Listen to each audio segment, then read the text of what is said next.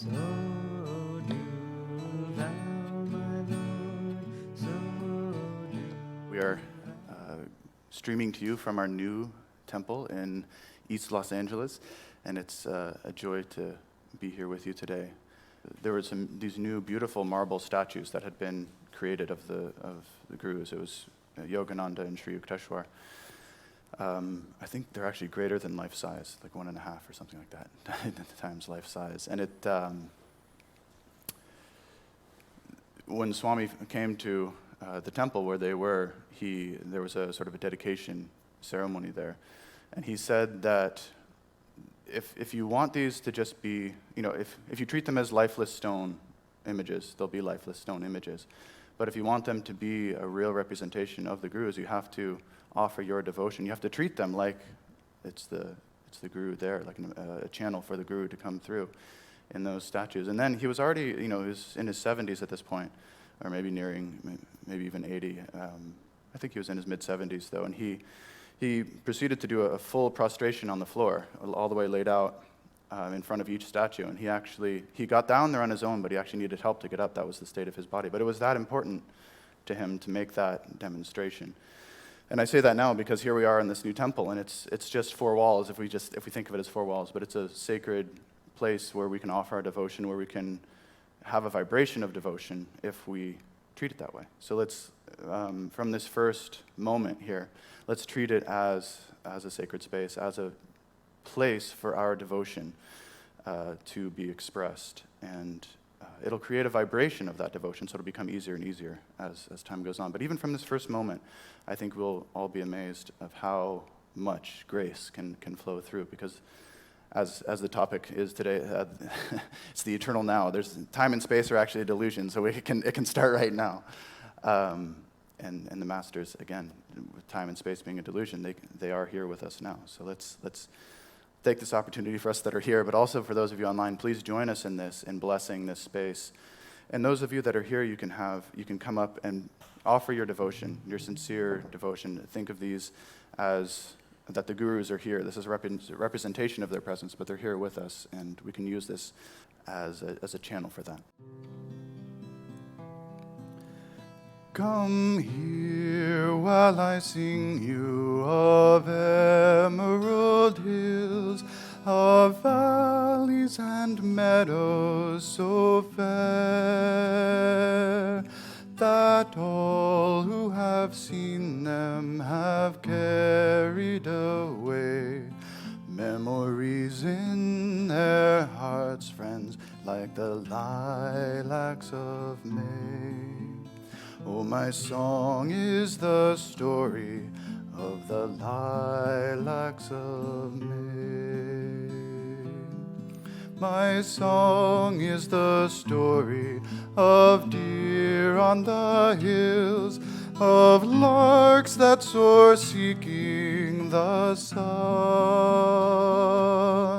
of nightingales lifting the curtain of night, as with music they bring down heaven's blessing of light. Oh, my song is the story of God's blessing of light.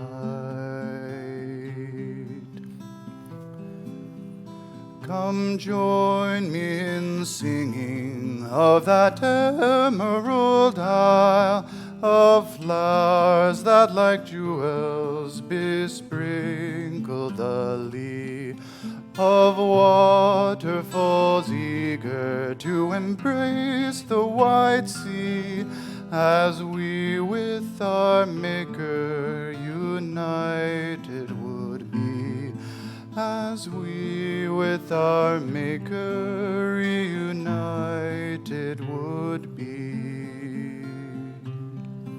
Come here while I sing you of emerald hills, of valleys and meadows so fair, that all who have seen them have carried away memories in their hearts, friends, like the lilacs of May. Oh, my song is the story of the lilacs of May.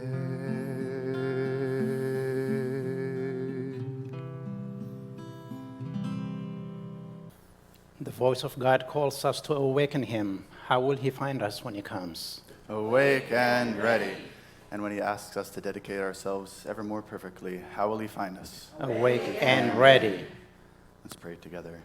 Divine Mother, Divine Mother, Heavenly Father, Heavenly Father, friend, beloved God, friend, beloved God, great masters, great masters, Jesus Christ, Jesus Christ, Babaji Krishna, Babaji Krishna, Lahiri Mahashaya, Lahiri Mahashaya, Swami Shri Yukteswar, Swami Shri Yukteswar, and our beloved Guru, and our beloved Guru, Paramahansa Yogananda, Paramahansa Yogananda, saints of all religions, saints of all religions. we bow to you all. We bow to you all. Be with us now. Be with us now. Help us bless this sacred space, Help us bless this sacred space, to draw your presence to draw your presence with our heart's call. with our hearts calling. We are your children. We are your children. Be with us now. Be with us now. Guide us to our eternal home. Guide us to our eternal home. Take us by the hand. Take us by the hand. Om. Om. Peace. Peace. Amen. Om Namo Narayana. Om Namo Narayana. Om Namo Narayana. Om Namo Narayana. Om Namo Narayana. Om Namo Narayana.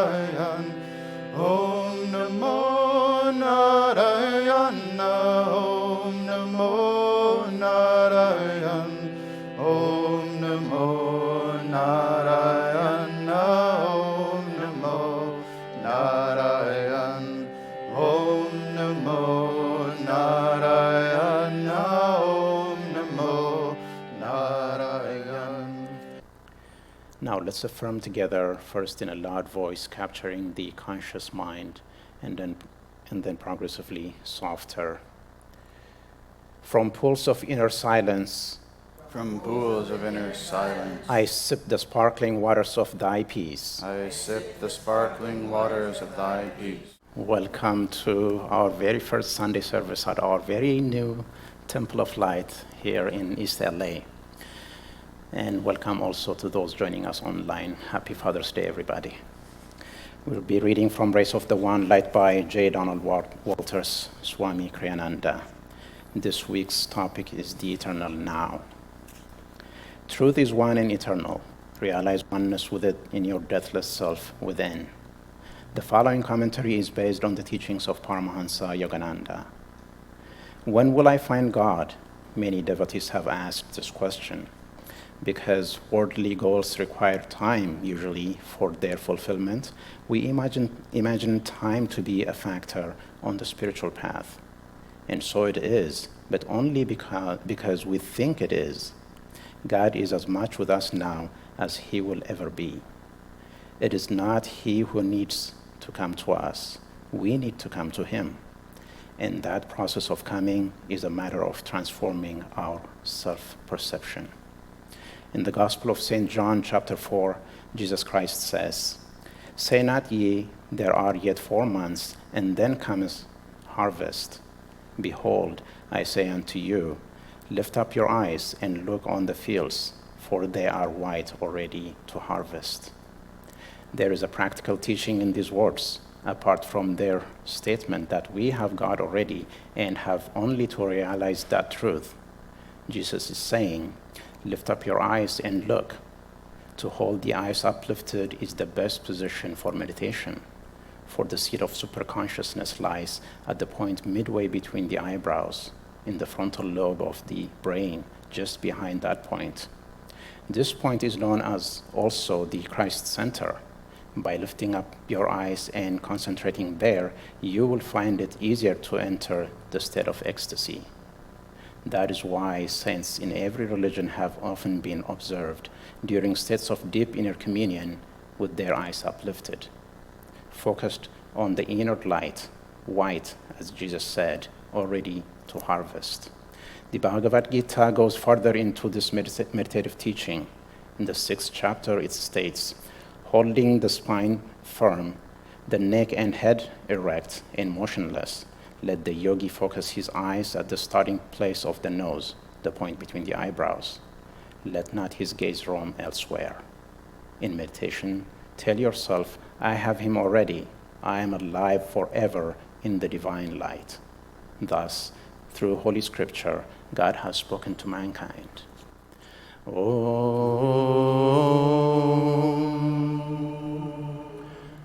Om.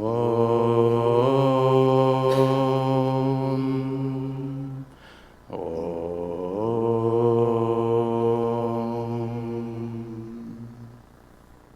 It's really a momentous occasion to finally have not just a temple of our own, but something that we actually own. And those of you that have been tuning in, you probably know that Crystal Clarity is here as well. So it's actually behind this beautiful altar, just behind here is our warehouse of Crystal Clarity books, and we have a few souls here that are fulfilling orders. Actually, Michael is one of them, and it's just a great joy to have this facility here in Los Angeles. Again, that's actually purchased, and it's no longer just being leased. And we have a beautiful bookstore on the other side of the wall over here, and it's a beautiful moment in Los Angeles for us at Ananda. And we do have a few people here today. I just wanted to explain this again, but we limited it to a very few just because of the virus and everything. But we look forward to having a much broader opening in the future. So thank you for joining us online, and thank you for those that are here for coming. I'll begin with Whispers from Eternity, the rocket of my love. I withdrew the life force from my body. The breath, which had kept me tied to the burden of flesh, no longer shook my awareness. My rocket of life penetrated through the star in the all-seeing eye of light in my forehead. The rocket soared outward, its cone of focused concentration and deep feeling exploded to oneness with the countless atoms of space, and with the little points of self-awareness in all beings. At last, like an expanding cloud nebula, I embraced the vast spirit beyond space itself, to enter the heart of thine omnipresent silence.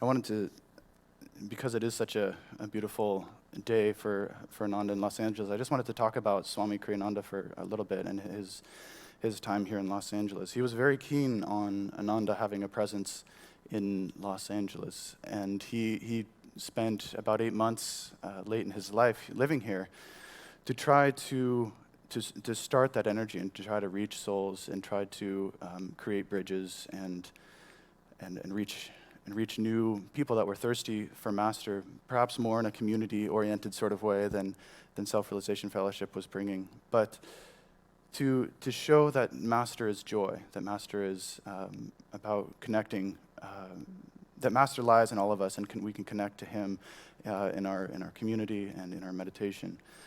And he was very, like I say, he was very keen on seeing Ananda grow here. And so I really feel like this is a fruition of that, of him sort of planting the seeds. And it took a while, but bit by bit it comes. And now we actually own our own temple. And this is not the end, but this is a turning point, a launching point where there will be much more. There'll be, maybe there'll be a standalone temple in another part of the city, or land with a farm outside of the city, or or in a school, and different things that can grow from here. But it's a beautiful, expansive opportunity for us to have not only this temple, but like I said, have Crystal Clarity as well. This, for those that don't know, Crystal Clarity is the publishing house that publishes all of Swami Kriyananda's books.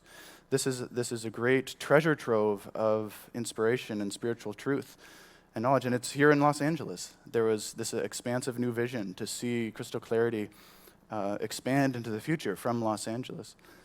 It's never lived anywhere else except for Ananda village, and so it was that in itself is a very significant moment. And I think it's very important for all of us to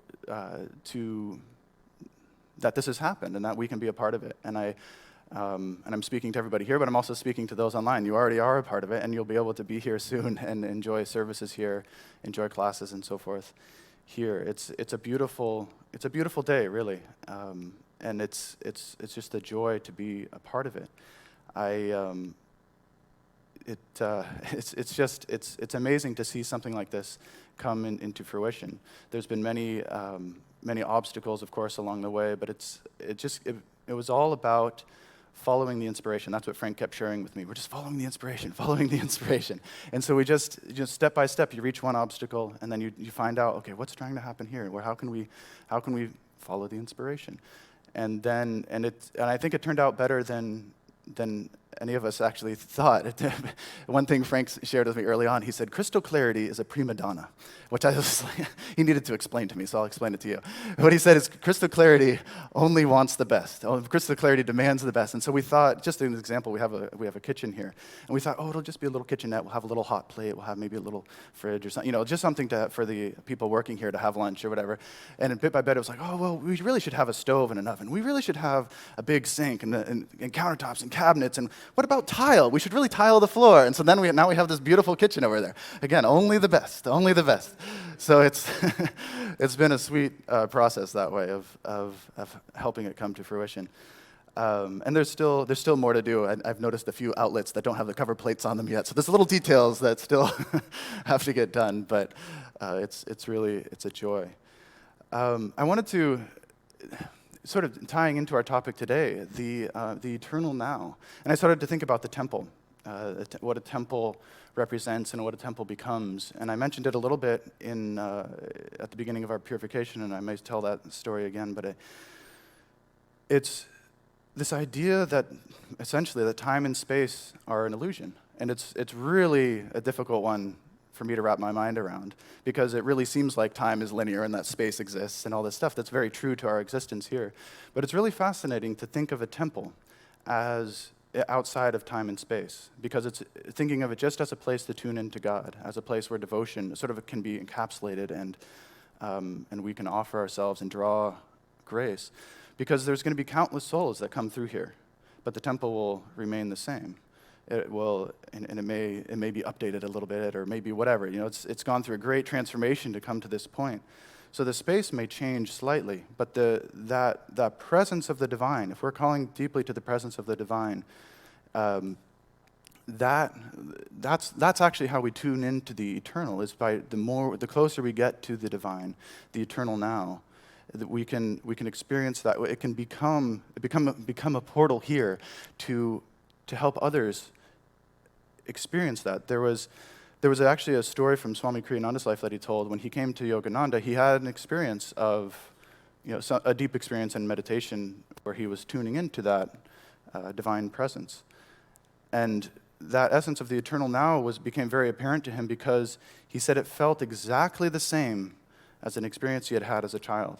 Not that, it's very similar, but it was actually the same moment, which is really interesting to think about. We have these little beads, these are along the string of our life, we have these little moments maybe of divine perception where we touch into maybe a deep meditation or a very uplifted experience. And those moments are actually eternal. Those are moments where we're just touching through just a little bit into that divine presence. I wanted to share a story from when I was in high school, actually. I may have shared this story with you before, but it's very applicable today. Because I had this summer job working with Prakash. Some of you may know him at the village. And so we were working with tractors and digging and spreading straw and doing all this stuff. It was very, very physical work and very hot work, because it was in the summer up there at Ananda village. And we often would take a siesta during the hottest part of the day, from like noon to 2 or so. We'd go home and we'd have lunch and rest for a little bit. And a fascinating thing happened one day when I went home. I did take a nap. I was napping on the couch, and the phone rang and woke me up. And perhaps it was because I woke up with such a start that this experience happened. But as I woke up, I had this deep understanding that I was home, and a deep understanding that I was supposed to answer the phone. But that was about it. That's really all I knew. I didn't know my name. I knew that this building that I was in was my home. But really, the whole story that we tell ourselves, I'm black, I'm white, I'm tall, I'm short, I'm male, I'm female, all of that was gone. And the interesting part was that I was very, very expanded, very peaceful, very still. Usually we have agitation in our auras, and we're buzzing, especially here in the city, right? We have a lot of buzzing going on, but it was just still. But for some reason, I just like out of habit or something, that phone needed to be answered. And normally with back when landlines were more common, I would answer the phone, "Hello, this is Peter." That was also because as a child, I hated getting mistaken for my mom, before my voice changed. So I'd always answer, "Hello, this is Peter," so you get it right. No, so I'd always answer the phone, "Hello, this is Peter," but I actually didn't even know my name. So I answered sort of just, I went, "Hello?" I was really curious what was going to happen here. And the great part was, they said, "Is your mom or dad there?" And I went, I really wanted to ask the person, "Can you describe what they look like?" I really had no idea. I was like, I suppose one does have parents, and they're probably here, I guess. But I found a way around it because my aura was expanded and very, very peaceful. I could feel that there was nobody else in the house. I could feel the whole house, that there was no one else there. And so I said, "No, they're not here." Yes. And then they asked, "Well, could you take a message?" And then in that process of looking for a pen and a paper and all that stuff, the whole story, that's what I'm trying to get at. The whole story of I'm Peter, I'm white, I grew up in Ananda village, I'm, sometimes I'm shy and sometimes I'm this and what, all the story, just came back and actually felt like a weight on my shoulder. But the fascinating thing to me was there was this moment of like, oh, I'm me again. Like that story, it's like, oh yeah, that's right. I had the whole story, so I felt like there was because it was so familiar, I felt like now I can go forward. But I realized that's absolutely backwards, right? There's the old cartoon where the Emperor's New Groove, some of you have probably seen it, where the Emperor gets turned into a llama, and he spends most of the story as a llama, and he's, the whole story is to try to get him back into being a human. And there's this moment where they're trying all these different potions, and the labels have been taken off, so they don't know what they are. All these different potions that are going to turn him into different things. And he turns into a whale and a parrot and like all these different things. And then finally, he takes one, he gets turned back into a llama, and he's like, "Yay, I'm me again." And he's like, "Wait." We get hypnotized, right? We get hypnotized into like, this story is who I am. But it's not all that we are. It's happening, and we have to relate to it as it's happening. But it's not all that we are. And that was the interesting thing about that experience, was that I got to experience just my consciousness, I guess, or at least a deeper part of who I am. And with getting the whole story removed, that person owes me money, or what, the whole thing that we get, I gotta get that, report ready for tomorrow. All of it was just gone. And I felt so free and so light. The really fascinating thing about this is that the next day, the same circumstances, and it happened again. So I got to experience it a little bit more. And that time, again, I was woken up by the phone. But that time, I had the memory that this had happened before. Again, but everything else was moved. Just a little bit of this memory of like, you should savor this. And if it happened again, I wouldn't answer the phone. I would just let it ring. But I still answered the phone. I just let it ring a little longer, and I finally answered it. But the point I want to share, too, is that those moments, we're tapping into something deeper than ourselves, and that we're not beneath the story, getting rid of the story of who you are, the outer story, that, it's and into something more eternal. It's really fascinating how everything, typically how we define ourselves, is from our birth. Our age, our race, our gender, and all this stuff. It's all about the physical body and the moment you were born. And we have to find a deeper way to define ourselves, to tune into something deeper. There's a part within you that's eternal and omnipresent, which is, again, sort of a mind-bending thing, but it's what the masters tell us is true. The whole point of the spiritual path is sort of removing that which isn't, that all this story that we build up around ourselves. And I was actually thinking this week about just the story, so to speak, about owning a car. There's the car payment and the insurance payment, and you got to get the oil changed and the maintenance, and the maintenance light comes on, and all this stuff, and you go to the DMV, and you've yeah, and the car insurance I mentioned, and the monthly payments to the bank, and it's like, this is all just the story of owning a car. What to speak of like all the other things we get involved with. And so we tend to think that there's a lot going on, And recently the world there's been a lot going on outwardly. But the story always remains the same of what's actually happening is that unfolding, that removing of that which isn't really you. There's that beautiful story that Swami would tell. It's just a simple vignette of this man that comes up to the sculptor who's carving an elephant out of marble. And he's this incredible sculptor and these beautiful lifelike images that he's sculpting. And the man says, well, how do you do this? How do you create such beautiful images? And the man says, it's very simple. I just remove everything that isn't an elephant. That's all I'm doing. And that's sort of what we're doing in our spiritual life, is we're removing everything that isn't who you really are. The master had this beautiful, there's a big picture of master I'm pointing to. Master had this beautiful saying, and he said, I cognize the center of Empyrean was a point of intuitive perception in my own heart. And that's really interesting to meditate on, that the center of it all is a point of intuitive perception in your own heart. And so what I'm saying is you're the center of the universe, but so is everyone else. So cognize the center of Empyrean was a point of intuitive perception deep within my own heart. And that's deep within each of us. That light, that spark of divine is present in each human being. And that understanding, if we can really, really live with that understanding that we are in tune with that eternal reality, we have that eternal now deep within, and so does everyone else. We can relate to people on that level. So it's not, there's so much tension in the world right now, right? But even things like racism and these different tensions between people would go away if we could understand that that's what's really happening, is that there's that eternal now deep within me, that center of the whole universe, that divine spark within me that can relate to the divine spark in each person. And so you can relate to people as a friend, as a brother, as a sister. And that, just imagine how much that would transform the world if we came at it from that perspective.